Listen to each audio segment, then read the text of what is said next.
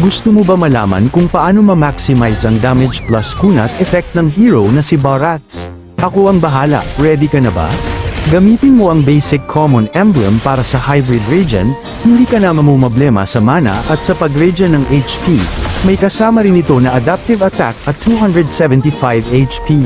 Sunod naman ay Thrill para sa additional na adaptive attack, Festival of Blood na may 6% spell vamp at nagbibigay rin ng 0.5% na spell vamp sa oras na ikaw ay magkaroon ng assist or hero kill up to 8 stacks, at Concussive Blast para sa 100 plus 7% total HP magic damage sa mga kalaban na malapit sa iyo pagkatapos mo gamitin ang basic attack at may cooldown na 15 seconds. Samahan mo ng mga items na ito.